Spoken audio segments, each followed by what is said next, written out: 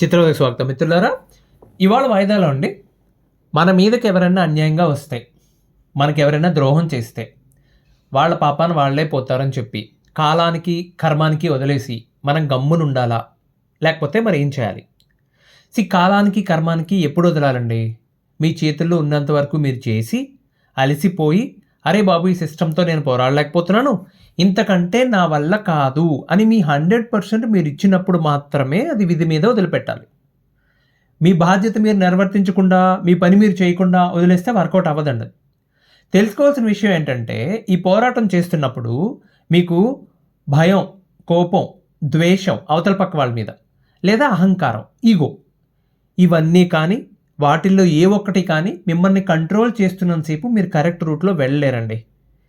మనం ఎప్పుడూ అనుకున్నట్టుగానే బాధలో ఉన్నప్పుడు, లేకపోతే కోపంలో ఉన్నప్పుడు నిర్ణయం తీసుకోకూడదు, ఆనందంగా ఉన్నప్పుడు మాట ఇవ్వకూడదు అంటారు కదా, అలా అనమాట. మరి అలా పోరాడటం సాధ్యమేనా? సాధ్యమే. ఎటువంటి ఎమోషనల్గా అటాచ్ అవ్వకుండా వాటన్నిటిని డిటాచ్ అవుతూ ఒక భార్యాభర్తల మధ్య జరుగుతున్న పోరాటం సాధ్యమేనా? పోరాటం అంటే అండి, ఇది విడిపోవడానికే అని అనుకోకర్లేదు మీరు. కలవడానికి కూడా చేసేదాన్ని కూడా పోరాటం అనే అంటారు. కొంతమంది ఉంటారు, మనం చూస్తూ ఉంటాము, వాళ్ళ మధ్య నిజానికి థర్డ్ పర్సన్ ఎంటర్ అవ్వడం వల్ల ఎవరో కెలికేయడం వల్ల జరుగుతుంది తప్పితే పాపం వాళ్ళిద్దరికీ అంత పెద్ద పెద్ద గొడవలు ఏమి ఉండవు. అలాంటప్పుడు ఒకరు గట్టిగా ప్రయత్నిస్తారు, రెండో వాళ్ళకి ఇష్టంగా ఉంటుంది. ఒకరి మీద ఒకరు గట్టిగా కంప్లైంట్లు కూడా చెప్పరు. ఓకే, వాళ్ళు ఇలా జరిగింది ఇలా జరిగింది, ఎప్పుడు థర్డ్ పర్సన్ ఉంటారు. వాళ్ళు ఇచ్చే ప్రతి కంప్లైంట్లోని భార్య ఇలా చేసింది అంటాం కూడా వాళ్ళ అక్కో, వాళ్ళ చెల్లో, వాళ్ళ అమ్మో ఎవరో ఒకరు ఉంటారు. అట్లాగే భర్తకు సంబంధించి మా ఆడపడుచో, మా అత్తగారు అంటారు తప్పితే భర్త మీద స్పెసిఫిక్గా భయంకరమైన కంప్లైంట్లు ఏమి ఉండవు. అలాంటప్పుడు కలవడానికి చేయొచ్చు కదండి. మిగతా వాళ్ళ సంగతి మాకు అనవసరం, మేమిద్దరం కలుస్తామని చెప్పి. అవేమీ లేకుండా ఎలా పోరాటం చేయొచ్చో చెప్తా. కొన్ని పాయింట్స్. ఏమండి ఇవన్నీ అందరికీ ఎక్కుతాయా, నిజంగా అర్థం అవుతాయా? సార్, ఎవరికి అర్థమైతే వాళ్ళకేనండి. మీకు తెలుసో తెలీదో, బాధపడుతున్న వాళ్ళు రైట్ నౌ ఎవడైతే అనుభవిస్తున్నారో వాళ్ళని అడిగితే వాళ్ళు చెప్తారండి. అర్థం అవుతాయో లేదో. బాధపడుతున్న వాడికే అర్థమవుతుంది. రోగం వచ్చిన వాడికి మందు పనిచేస్తుంది, మామూలుగా ఉన్నవాడికి వేస్తే వేసినట్టు కూడా తెలియదు. సరే, పాయింట్ నెంబర్ 1. ఈ పోరాటం చేసేటప్పుడు ఇక్కడ ఎప్పుడూ సబ్జెక్ట్ మీరే కావాలి. అంటే ఇద్దరి మధ్య గొడవ జరుగుతుంది అనుకుందాం, ఇద్దరు భార్యాభర్తల మధ్య. వాడు ఎందుకు అలా చేశాడు? నన్ను అసలు ఇంత మోసం ఎందుకు చేశాడు? ఆమె నా జీవితం ఎందుకు నాశనం చేసింది? వాడు ఇంతలా అబద్ధాలు ఎందుకు చెప్తున్నాడు? ఇవన్నీ ఆలోచించడం వల్ల ఉపయోగం ఏముందండి? మీ ఫైట్కి పర్పస్ ఏంటి తెలియాలి. ఇప్పుడు సబ్జెక్ట్ ఎప్పుడు మీరే కావాలంటే మీ ప్రయారిటీ ఎప్పుడు మీరే కావాలి. అవతల పక్కలు కూడా మీకు అనవసరం. అది స్వార్థం అవుతుంది కదండి. అంటే కోపం, ద్వేషం, అహంకారం, పగ, ప్రతీకారం, వీటికంటే స్వార్థం మంచిది కదా. ఆ విషయంలో మీరు ఏం ఆలోచిస్తున్నారు? మీరు బాగుండటం ఎలా? మీరు అవతల పక్కలు నాశనం అయిపోవడం గురించి ఆలోచించట్లా. నేను ఎలా బాగుపడాలి, నా మీదకి అపవాదం వచ్చింది, బయట ఎలా పడాలి, లేకపోతే నన్ను ఆల్ ఆఫ్ ఏ సడన్ కుదురుగా నా పనేదో నేను చేసుకుంటుంటే పెళ్లి చేసుకో అని చావగొట్టి పెళ్లి చేసి ఆల్ ఆఫ్ ఏ సడన్ 6 నెలలు కూడా తిరగకుండా నీ కేసులు ఏంది అని చెప్పి అమ్మాయి ఫీల్ అవ్వచ్చు. దీనికి ఒక కన్క్లూజన్ కావాలి, నాకు సమాధానం కావాలని ఆవిడ తిరగొచ్చు బహుశా, లేకపోతే అబ్బాయి అనుకోవచ్చు అదే టైంలో. ఇది ఏంటిది, ఇంత దారుణం ఏంటి అసలు అని చెప్పి. సో దానికి ఒక పర్పస్ ఉండాలి. ఇవేమీ లేకుండా అంటే ఇప్పుడు మీరేం ఆలోచించాలి మరి? మీకు ఏం కావాలి, ఎప్పటిలోపు కావాలి. ఇప్పుడు ఒక అమ్మాయి భర్తతో విడిపోతుంది, తను ఇమ్మీడియట్గా ఏం కావాలండి? విడిపోతున్నప్పుడు ఆమె ఇమ్మీడియట్గా పడే ఇబ్బంది ఏంటండి? ఒక్కతే కూతురు అనుకోండి, ప్రాబ్లం లేదు, పెద్ద సమస్య కాదు. ఆవిడికి అన్న తమ్ములో లేకపోతే అక్క చెల్లెల్లో ఉండి వాళ్ళకి కూడా పెళ్ళిళ్ళు అయిపోయినాయి అనుకోండి, ఈవిడికి సడన్గా ఇల్లు లేకుండా అయిపోతుంది భర్తతో గొడవ పడితే. పిల్లల్ని తీసుకుని పుట్టింటికి వెళ్ళాలి, వాళ్ళ మీద ఆధారపడాలి. చాలామందికి అవమానకరంగా అనిపిస్తుంది. ఈవిడికి ఉద్యోగం ఉందనుకోండి, కథ వేరే. కొంచెం ఈవిడికి ఆధారం ఉందనుకోండి ఫైనాన్షియల్గా, కథ వేరే. మరి అప్పుడు ఇమీడియట్ ప్రియారిటీ ఏంటి? ఆమె ప్రయారిటీస్ ఏంటి? లైఫ్ సెక్యూరిటీ, ఫైనాన్షియల్ సెక్యూరిటీ, పిల్లల జీవితం, వాళ్ళ ఫ్యూచర్, వాళ్ళ స్కూల్ ఉంటే స్కూలు, ఎక్కడుంటే ఇప్పుడు వేరే చోటుకి వెళ్ళాలంటే that's not an easy thing కదా. అలాగే ఒక భర్త తన మీద ఫాల్స్ కేసు వేశారనుకోండి, ఇమీడియట్గా ఆలోచించాల్సింది ఏంటి? అరెస్ట్ అయ్యే అవకాశం ఉందా? తల్లిదండ్రులు ఇంకెవరన్నా పేర్లు ఉన్నాయా దాంట్లో? వాళ్ళని ఎలా ప్రొటెక్ట్ చేయాలి? వాళ్ళ మీద ఎంత తక్కువ ఇంపాక్ట్ పడేలా చేయాలి? ఆ అమ్మాయితో ఒకసారి మాట్లాడితే ఏమైనా పని అవుతుందా? కూర్చొని సెటిల్ చేసుకోవచ్చు కదా. ఇవన్నీ మానేసి ఒకరి మీద ఒకరు పట్ట మనం పళ్ళు కొరికేస్తే మీకు బీపీ రావడం తప్ప పెద్ద ఉపయోగం ఉండదండి. సింపుల్ అండి. మీ యాక్షన్స్, మీ చాయిస్, మీ గోల్స్, మీ డైరెక్షన్ ఎంతసేపు మీ గురించి తప్ప అవతల వాళ్ళ గోల మీకు అనవసరం. ఎందుకంటే అవతల వాళ్ళు కానీ మన చుట్టూ ఉన్న పరిస్థితులను కానీ మనం కంట్రోల్ చేయలేం. పరిస్థితులకు అడ్జస్ట్ అవ్వాలి. అవతల పక్క వాళ్ళు చేసే యాక్షన్ మనం డిఫెన్స్ అన్నా చేసుకోవాలి. మంచిగా ఉంటే మనం కూడా వాళ్ళలాగే మారి కలిసి నడవాలి. అంతే కదా. పాయింట్ నెంబర్ 2, ముందు పర్సన్ నుండి ప్రాబ్లమ్ని సపరేట్ చేయండి. సార్ నేను ఎప్పుడు చెప్తాను ఇది, దట్స్ అ బిగ్గెస్ట్ ఇది మేనేజ్మెంట్ లెసన్ కూడా చాలామందికి ఇది. ఎక్కడైనా ఒక సమస్య వచ్చినప్పుడు ఆ పర్సన్ని ప్రాబ్లమ్ని సపరేట్ చేసి చూడండి మీరు. అలా చూడాలంటే మీ స్పౌజ్ని, భార్య అయితే భార్య, భర్త అయితే భర్త, విలన్గా చూడడం మానేయండి. వాళ్ళు నిజంగా తప్పులు చేసి ఉండొచ్చు గాక, అయినా కానీ అలా విలన్లా చూడొద్దు. మీరు అక్కడ ఫైల్ చేసిన కేసు ఒక ప్రాజెక్ట్ లాంటిది. ఓకే, సో ఎందుకు మొదలుపెట్టారు? ఏదో ప్రాబ్లం ఉంది, దానికి సొల్యూషన్ కోసం మొదలుపెట్టారు. మీరు ఇక్కడికి వచ్చింది ఒక ఇష్యూ సాల్వ్ చేయడం కోసం. సాల్వ్ చేసుకుని వెళ్ళిపోండి. సాల్వ్ చేసుకుని మీరు కలుస్తారా విడిపోతారా మీ ఇష్టం అది, బట్ సాల్వ్ చేసుకుని వెళ్ళిపోండి. దీనివల్ల ఎవరి జీవితం నాశనం అయిపోవాలని కోరుకోకూడదు.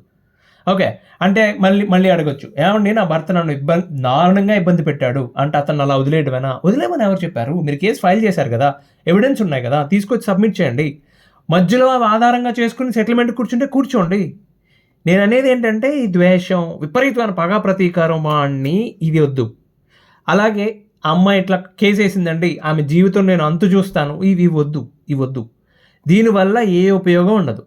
ఓకే, మూడో పాయింట్, ఎప్పుడు కూడా అండి మనం దాదాపు ప్రతి వీడియోలో ఏదో ఒక పాయింట్లో చెప్పుకుంటాం. ఎప్పుడు కూడా ఫ్యాక్ట్ బేస్ డేటా బేస్ చేసుకుని వెళ్ళాలి తప్పితే, అంటే రియాలిటీలో బ్రతకాలని మనం ఎమోషన్స్కి తావు ఇవ్వకూడదు. ఉదాహరణకి కోర్టులో ఏది వర్కౌట్ అవుతుందండి? మీరు చెప్పండి, ఏది వర్కౌట్ అవుతుంది?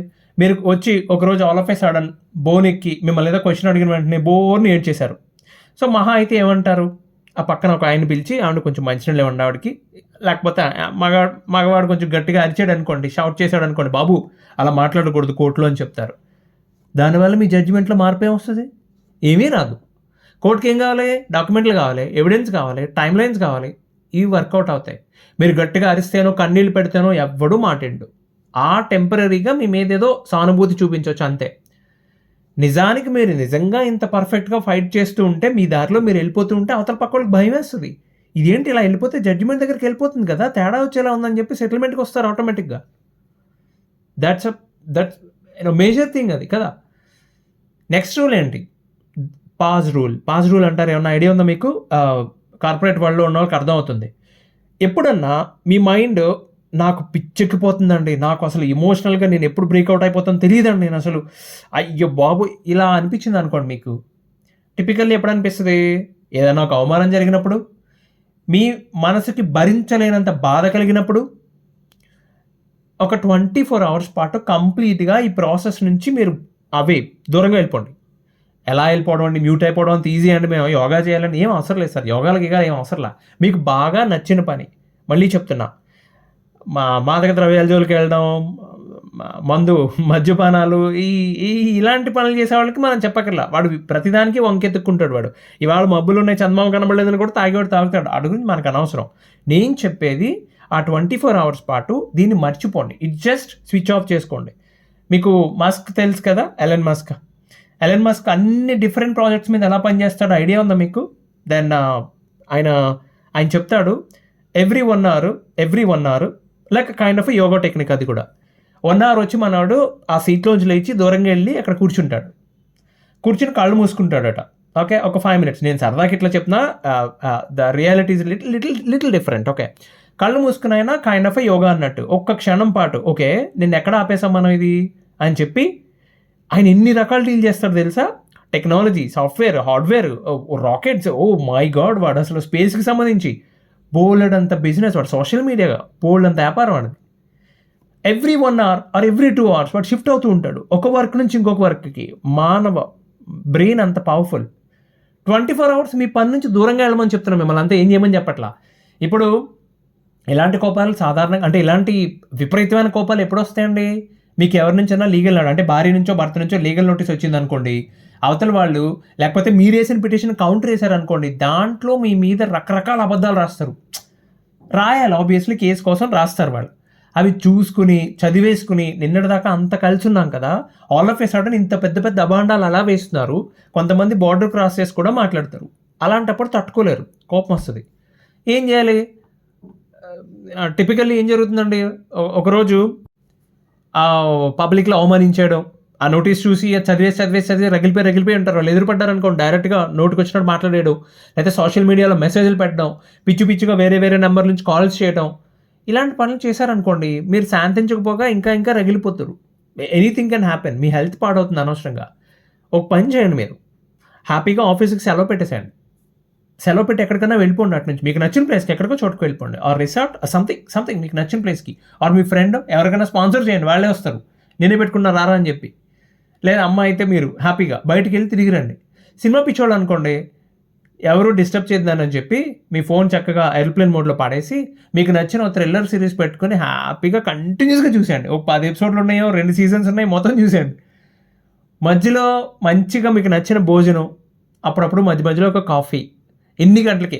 రాత్రి కరెక్ట్గా 11 గంటలకు బజ్జ అవ్వాలి, పొద్దున్నే 6 గంటలకు లేవాలి, ఇలాంటి రూల్స్ ఏమీ లేవు, రెగ్యులేషన్స్ ఏమీ లేవు. ఎంజాయ్ చేయండి 24 hours పాటు. మధ్యలో బయటికి వెళ్ళి మాత్రం అప్పుడప్పుడు సూర్యుని చూస్తాను, లేదా పిచ్చకపోద్ది. నేను చెప్పేది 24 hours ఈ ప్రాసెస్ నుంచి దూరంగా వెళ్ళిపోండి. మీకు చాలా క్లియర్గా డిఫరెన్స్ తెలుస్తుందండి. అప్పుడు కానీ దానికి రెస్పాన్స్ ఇవ్వద్దు. ఒకవేళ మీ భార్యో మీ భర్తో చాలా హార్ష్గా మీకు పెట్టకూడని పదాలతో మీకు ఈమెయిల్ పెట్టినా కూడా అప్పటికప్పుడు వెంటనే ఇలాంటి రెస్పాన్స్ రియాక్ట్ అవ్వద్దు. మెల్లిగా రెస్పాండ్ అవ్వండి. ఇవాళ ఈ టైంకి ఉన్న కోపం రేపు ఈ టైంకి ఉండాలని లేదు కదా, అప్పుడు రెస్పాండ్ అవ్వండి. కౌంటర్ కన్నా అంతే. మళ్ళీ చదువుకోండి 4 సార్లు చదివిన తర్వాత ఇంతే కదా, మనం వేయలేదేంటి, మన మీద కౌంటర్ వేసినప్పుడు ఇంకో 2 అబద్ధాలు ఎక్స్ట్రా వేసారు అనిపిస్తుంది. That's one thing. Other thing చాలా ఇంపార్టెంట్ అండి. మీ ఎండ్ గేమ్ ఏదైతే ఉందో దాన్ని విజువలైజ్ చేసుకోవడానికి ట్రై చేయండి. అంటే ఇమాజిన్ చేసుకోండి మీకు ఏదైతే అవుట్పుట్ కోరుకుంటున్నారో. అంటే ఇప్పుడు ఇద్దరు కాంప్రమైజ్ అయిపోయి కేసులు వద్దు, గడదు గుడ్డు వద్దు, మనం వెళ్ళి కుదురుగా కాపురం చేసుకుందాం అని అనుకున్నాను అనుకోండి, మీరు దానికోసం ప్రయత్నిస్తారనుకోండి, అలా జరిగితే ఎలా ఉంటుందో ఇమాజిన్ చేసుకోండి.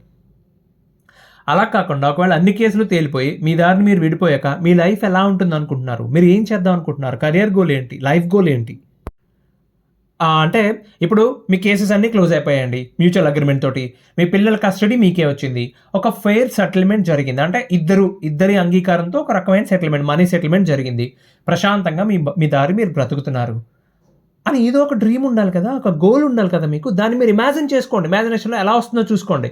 ఒకసారి ఫిక్స్ అవ్వండి. ఓకే, చాలా బాగుంటుందండి ఇట్లా. ఓకే, ఫిక్స్ అయిన తర్వాత ఇప్పుడు మీకు క్లారిటీ వస్తుంది. ఎవ్వరు చెప్పక్కర్లేదు మీకు, మీరు ఏం కోరుకుంటున్నారు, నేను పలానాది కోరుకుంటున్నాను కదా. ఆ తర్వాత అలాంటి ఒక కలగంటున్నప్పుడు మీరు ఆ తర్వాత మీరు చేయబోయే ప్రతి పని, తీసుకోబోయే ప్రతి నిర్ణయం, అది మీ డ్రీమ్కి ఒక స్టెప్ ముందుకు వేపిస్తుందా, ఒక స్టెప్ వెనక్కి వేపిస్తుందా? నేను ఎలా అన్నా నా భర్తను కలవాలనుకున్నప్పుడు అలా అనుకుంటుంది ఆవిడ, లేకపోతే నా భార్యతో ఎలా అన్నా నేను కలిసి ఉండాలని ఈయన అనుకుంటున్నాడు. ఎవరో వచ్చి అరే ఈ కేసు ఏరా, లేకపోతే అమ్మా ఈ కేసు ఫైల్ చేయంటే, ఇది ఫైల్ చేస్తే దూరం పెరుగుతుంది కదా, ఇంకా కలిసి ఉండటం పాసిబుల్ అవ్వదు కదా. రైట్. మీరు ఒకటి అనుకుంటున్నారు, దానికి దగ్గరగా వెళ్తున్నారా, దూరంగా వెళ్తున్నారా? సో దాట్ మీరు మాట్లాడే ప్రతి మాట, చేసే ప్రతి పని కొలుచుకుంటూ వెళ్ళండి. 6వ పాయింట్, ఎట్టి పరిస్థితుల్లోని కంప్లైంట్ బాక్స్గా మిగిలిపోద్దండి. ఇది చాలామంది చేసే తప్పు. చాలామందిని చూస్తాం, నా భర్త వల్ల ఇదంతా జరిగింది, నా భార్య నా జీవితం నాశనం చేసింది, పోలీసులు కోర్టులు సరిగ్గా పనిచేయట్లేదు, అసలు ఈ సిస్టమే కరెక్ట్ కాదు. వివేకానంద స్వామి చెప్తారు, నీ దగ్గర సొల్యూషన్ లేనప్పుడు కంప్లైంట్ చేసే హక్కు లేదు నాయన నీకు అని చెప్పి. చాలా చాలా అద్భుతమైన పాయింట్. ఈ పోలీస్ ఆయన నన్ను విపరీతంగా ఇబ్బంది పెడుతున్నాడు, ఎన్నిసార్లు చెప్తావు, ఎంతమందితో చెప్తావు? వెళ్ళవా బాబు, ఆయన పై అధికారిని కలువు, లేదా ఆయన కూడా నీ మాట వినట్లేదు, నెక్స్ట్ లెవెల్కి వెళ్ళు, కలెక్టర్ దగ్గరికి వెళ్ళు, ఎస్పీ దగ్గరికి వెళ్ళు, లేదు సీఎంఓ దగ్గరికి వెళ్ళు, పని అవుతుంది, ఖచ్చితంగా అవుతుంది. కంప్లైంట్ ఇవ్వు. కేసు చాలా స్లోగా నడుస్తుందండి, 3 నెలలకు ఒక వాయిదా వేస్తున్నారు, వెళ్ళు ఫాస్ట్ ట్రాక్ కోసం ట్రై చేయి, పిటిషన్ పెట్టు. అరే ఇవాళ కాకపోతే 3 నెలల తర్వాత అన్నా అవుతుంది, పిటిషన్ పెట్టు. ఈ కార్పొరేట్ లెసన్ అండి ఇది. మీరు ఎప్పుడు సొల్యూషన్ ఓరియంటెడ్గా ఉండాలి, ప్రాబ్లం ఓరియంటెడ్గా ఉండకూడదు. ఏమండి, ఇప్పుడు భార్యాభర్తల్లో ఎవరైతే మోసపోయారో లేక ఇబ్బంది పడ్డారో, మీరు ఇంత శ్రద్ధగా పోరాటం చేస్తే 2 విషయాలు జరగచ్చండి. ఒకటి, అవతల వాళ్ళు సెటిల్మెంట్కి రావచ్చు, లేదా మీకు అనుకూలంగా తీర్పు రావచ్చు, ఏదైనా పర్లేదండి. 2 సందర్భాలు కూడా మీరు ఓపెన్గా ఉండండి.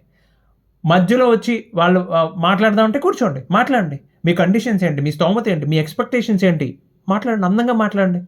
మళ్ళీ రాగద్వేషాలు వద్దు, అక్కడ మాట అనుకోవడం, తలకాయ నొప్పులు ఏమొద్దు. నేను ఒక ఉదాహరణ చెప్తాను మీకు సింక్ అవ్వడానికి. ఎవడైతే నిజంగా స్ట్రగుల్ ఫేస్ చేస్తున్నాడో సింక్ అవ్వడానికి మహాభారతం నుంచి ఒక ఎగ్జాంపుల్ చెప్తా. అందరికీ తెలిసిందే, అర్జునుడు కర్ణుడు ఎప్పుడెప్పుడు ఎదురు పడతారా అని చెప్పి అందరూ చూస్తుంటారు, వాళ్ళు కూడా చూస్తుంటారు అవకాశం కోసం కదా. లైఫ్ టైం గోల్ వాళ్ళకి, యుద్ధంలో ఎదురు పడతారండి. సరే, ఫస్ట్ కొంతసేపు యుద్ధం చేస్తారు, తర్వాత కర్ణుడికి ఏదో శాపం ఉంది, ఆయన రథం నేలలో కూలబడిపోతుంది. ఆయన కిందకి దిగి ఆ రథాన్ని పైకెత్తడానికి ప్రయత్నం చేస్తుంటాడు. ఇంతలో అర్జునుడు తన విల్లు దించేసి, అంటే he just literally giving break అనమాట, బ్రేక్ తీసుకుంటున్నాడు ఆయన. కర్ణుడిని చంపడానికి సరైన సమయం. ఆయన లైఫ్ అంతా ఎదురు చూశాడు, ఎప్పుడు వస్తాడో ఎదురుగా వేసేద్దాం అని చెప్పి. యుద్ధనీతి పాటించి సమయం ఇచ్చాడు, అవకాశం రెండూ ఇచ్చాడు. అక్కడ ఈగో కానీ, అహంకారం కానీ, లేకపోతే వేరే వేరే ద్వేషం కానీ ఏమీ బయటపడలేదు. ఇట్స్ జస్ట్ యుద్ధం చేయాలి, ఆయన అవతల పక్కన ఉన్నాను, నేను ఇవతల పక్కన ఉన్నాను, అంతే అర్జునుడి ఫీలింగ్. కృష్ణుడు వచ్చి, బాబు అర్జున్ మనకు చాలా పని ఉంది, కానీ నాయన కానీ అని చెప్పి ఒకసారి ఫ్లాష్ బ్యాక్ గుర్తు చేశాడు ఆయన. సరే, అర్జునుడు బాణం తీశాడు, కర్ణుడు కథకి ముగింపు పలికేశాడు, అయిపోయిందండి. ఆ బాణం తగిలి విలవిల్లాడిపోతూ కర్ణుడు కృష్ణుడిని ఒక మాట అడుగుతాడు, పరమాత్మ పరంధామ, నువ్వే విశ్వానికి నువ్వు దేవుడు కదా, నువ్వు ఏం నాయన ఇదేమన్నా ధర్మమా అన్న పాయింట్ అడుగుతాడండి. కృష్ణుడు ఎప్పటిలాగే ఆయన నవ్వుతూనే ఉంటాడు కదా, హీఈస్ ఆల్వేస్ లైక్ చిరునవ్వు, చిద్విలాసం. ఓ నవ్వు నవ్వి, కర్ణ మన 13వ రాజును ఏం జరిగిందో గుర్తు చేసుకో ఒకసారి అన్నాడు. 16 ఏళ్ళ కుర్రాడు చక్రవ్యూహం చీల్చుకుని లోపలికి వచ్చాడు, యుద్ధం చేస్తున్నాడు, సింహం పిల్ల పడినట్టు పడ్డాడు, లోపలికి వచ్చాడు. అతని రథాన్ని పడగొట్టారు, నేల మీద నిలబడి యుద్ధం చేస్తున్నాడు.